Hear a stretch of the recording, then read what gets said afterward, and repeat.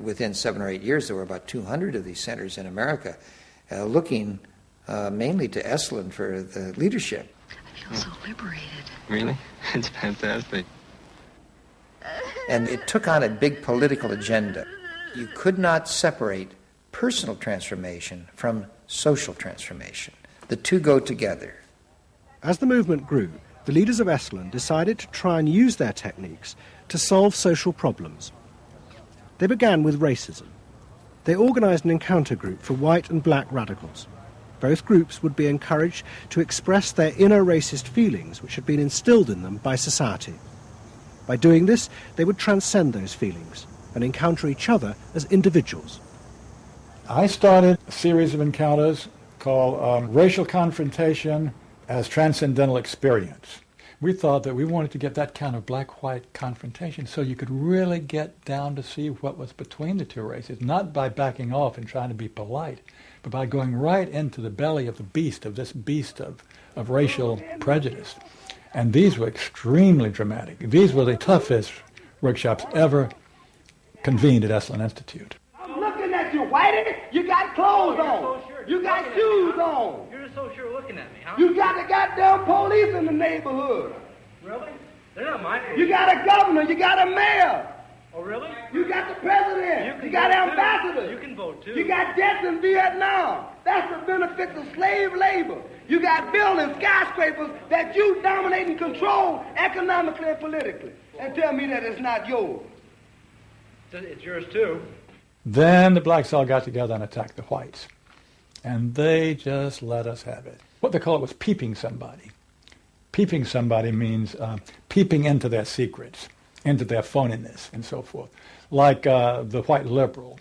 Oh, they really got onto the white liberal, you know. So don't give me no shit about I'm free. You're a goddamn liar, you white pink son of a bitch, you. Yeah, I want to know what you came down here for. You want a black buck, huh? Yeah.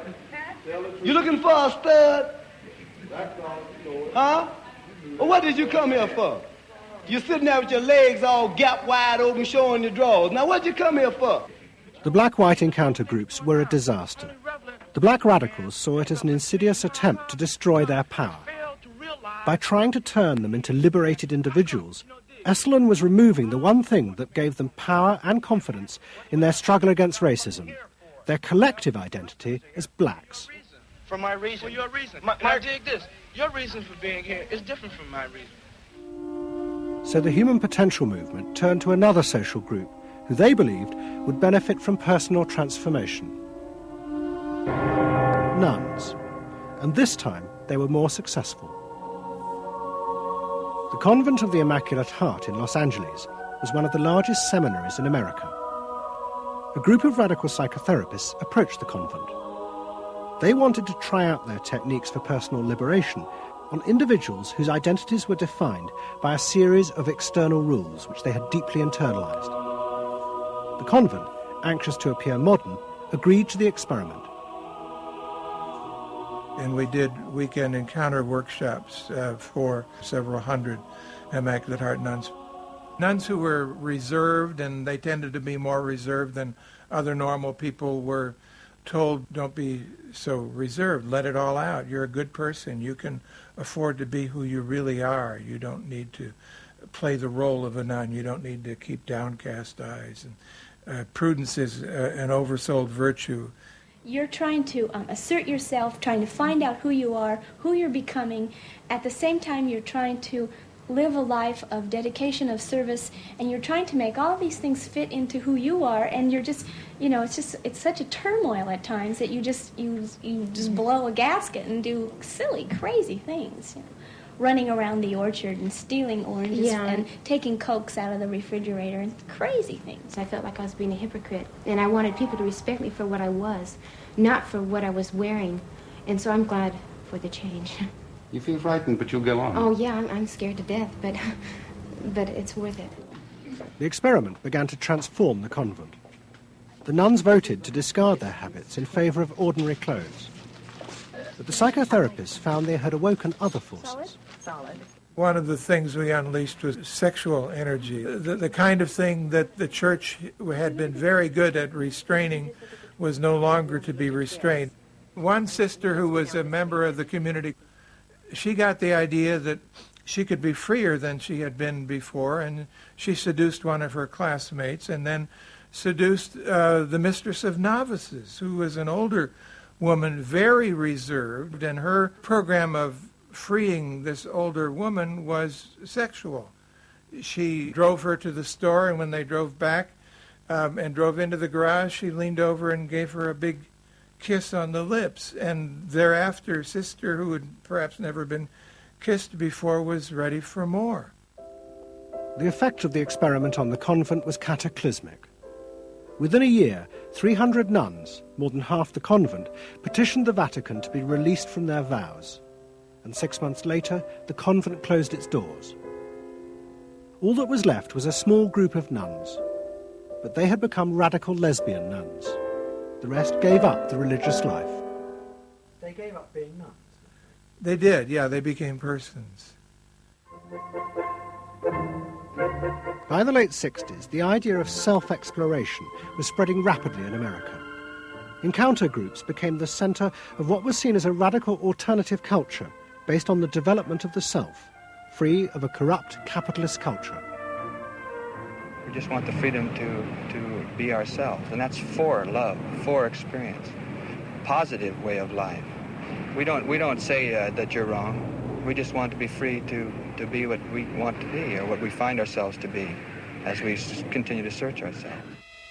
And it was beginning to have a serious effect on corporate America, because these new selves were not behaving as predictable consumers. The life insurance industry in particular was concerned that fewer and fewer college students were buying life insurance when they left university. They asked Daniel Yankelovich, America's leading market researcher, to investigate. He had studied psychoanalysis. The life insurance business, more than any other business at the time, was built on the Protestant ethic. You only bought life insurance if you were a person who sacrificed for the future. If you lived in the present, you had no need for life insurance. So they had some sense that maybe the sort of core values of the Protestant ethic were being challenged by some of these new values that were beginning to appear. And I was really astonished at what I found. The conventional interpretation, the dominant interpretation, was that it had to do with political radicalism. But, it was clear to us that that was a mask, a cover. The core of it had to do with self-expressiveness. That this preoccupation with the self and the inner self, that was what was so important to people. The ability to be self-expressive. Wow, what a feeling! 300 miles to go. What out of sight. Yankelovich began to track the growth and behaviour of these new expressive selves. What he told the corporations was that these new beings were consumers, but they no longer wanted anything that would place them within the narrow strata of American society. Instead, what they wanted were products that would express their individuality, their difference in a conformist world, the very things that US corporations did not make. Products have always had an emotional meaning. What was new was individuality. The idea that this product expresses me, and whether it was a small European car, the particular music system, relaxation, your presentation of self, your clothing. For immediate energy from our muscles and relaxation. These become ways in which people can spend their money in order to say to the world who they are. But the manufacturers, they had no idea of what was going on, really, with consumers and in the market at large. Major advertising companies set up what they called operating groups to try and work out how to appeal to these new individuals. The head of one agency sent a memo to all staff. We must conform, he told them, to the new nonconformists. We must listen to the music of Bobby Dylan and go to the theatre more. But the problem was, few of the self-expressive individuals would take part in focus groups.